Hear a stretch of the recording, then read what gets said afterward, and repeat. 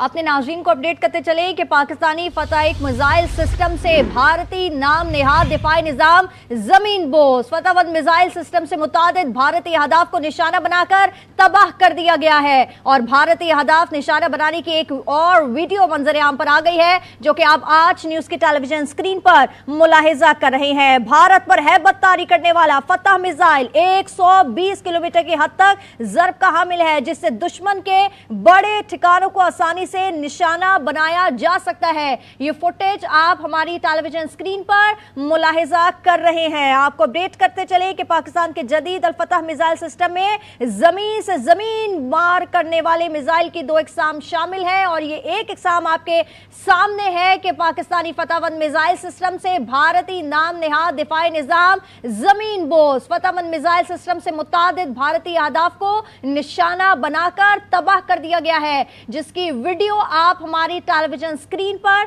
मुलाहिजा कर रहे हैं। भारत पर हैबत तारी करने वाला फतह मिसाइल 120 किलोमीटर की हद तक जरब का हामिल है।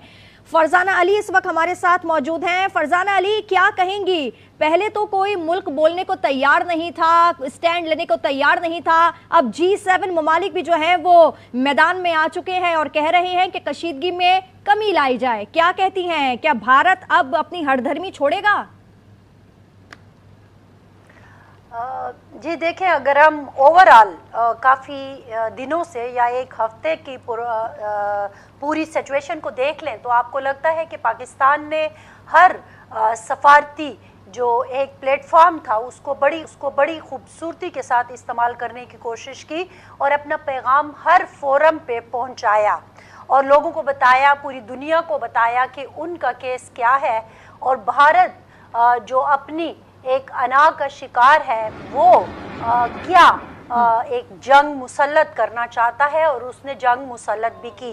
और पाकिस्तान की मेरे ख्याल में ये कामयाबी ही है कि वो दुनिया को ये बावर कराने पे, समझाने पे मजबूर हो गया कि वो जो कह रहे थे वो ठीक था और भारत जिस तरह से एक जंग थोपना चाहता था उसका अंजाम जो है वो गलत होगा। और वही हुआ कि कहा जा रहा था, पाकिस्तान की तरफ से देखा आपने, बड़ी कोशिश की गई कि चीज़ों को नॉर्मलाइज किया जाए, बातचीत से बात को बेहतर तरीके से हल किया जाए, लेकिन हमने देखा कि दूसरी तरफ का जो मुखालिफ था यानी कि भारत था वो किसी सूरत मानने को तैयार नहीं थे। और फिर आपने देखा मिसाइल का हमला, हर ड्रोन, कल जिस तरह से ड्रोन्स गिरे हैं, मतलब एक दुनिया के लिए ये चीज़ बड़ी हैरत थी।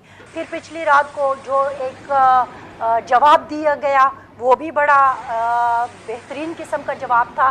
जाहिर है जंग कोई भी नहीं चाहता, हम जैसे लोग हों या पूरी दुनिया हो उसमें कोई भी नहीं चाहता होगा, जो अमन पसंद लोग होते हैं, कि जंग की जाए।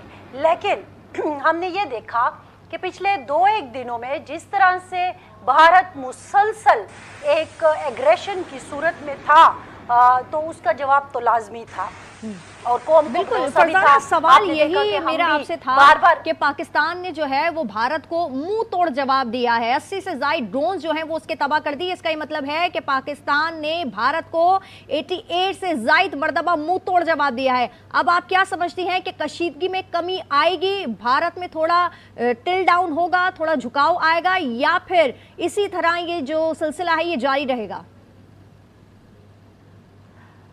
अगर हम भरोसे की बात करें, लोगों के तज्जिए और तबसरे देखें या भारत की तरफ से आने वाली जो प्रेस कॉन्फ्रेंसेज है उनको देखें, तो वो अगरचे ये कहते नज़र आ रहे हैं कि चीज़ों को अब ठीक है, ठीक करते हैं, लेकिन बहुत सारे तज्जिया नगार या बहुत सारे तबसरा निगार ये भी कहते नजर आते हैं कि अभी भरोसा जरा मुश्किल है। पहले चीज़ों को देखना चाहिए कि किस तरह से गारंटीज क्या मिलती है, क्योंकि ऐसा ना हो कि हम फिर से भरोसा कर लें जो हम हमेशा करते आ रहे हैं। मैंने आपसे पहले भी यही बात कर रही थी कि ये जो इतना हमने सब्र का दामन पकड़े रखा उसकी भी यही वजह थी कि चले अभी ठीक हो जाएगा मामला और बातचीत से मसले हल होंगे, लेकिन हुआ नहीं तो फिर अपना जोर भी दिखाना पड़ा। और आपने ये जो बात की ना मुंह तोड़ जवाब वाली, देखें बहुत सीधी सी बात है कि पाकिस्तान के पास एक भरपूर जवाब देने की طاقت موجود ہے اور اس کا سب کو پتا تھا, ساری دنیا کو پتا تھا. اور میرے خیال میں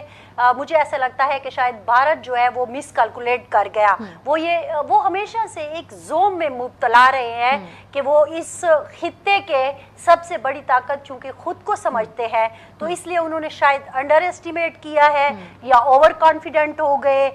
یہ ان کی ایک سیاسی غلطی تھی جس کا خمیازہ ایک بہت ہی خطرناک صورت میں کل اور آج ان کو بھگتنا پڑ رہا ہے. اور پاکستان بار بار کہہ رہا تھا, آپ دیکھیں نا ہماری جو مسلسل جو حکام کی طرف سے پریس بریفنگ ہو رہی تھی اس میں ایک ہی لفظ بار بار دہرایا جاتا تھا کہ ہم جواب دے سکتے ہیں لیکن سنبھل جائیں, لیکن کیا ہوا اور کہ وہ فرزانہ ظاہر ہے یہ تو رکے بات نہیں. D G I S P R کی جانب سے بڑی واضح کہی گئی تھی کہ ویٹ اینڈ واچ, اور بھارت نے اب تو دیکھ ہی لیا ہوگا کہ ہم نے کس بات کا جو ہے ان کو صبر کرنے کا کہا تھا.